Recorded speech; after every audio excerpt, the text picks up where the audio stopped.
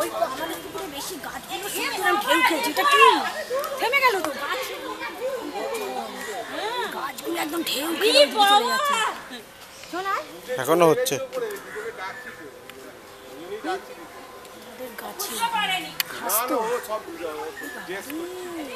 তাই ভাবছি কি হলো, খাটটা এখনো হচ্ছে কিন্তু। হ্যাঁ এখনো হচ্ছে, বলছে তো খবরেও বলছে।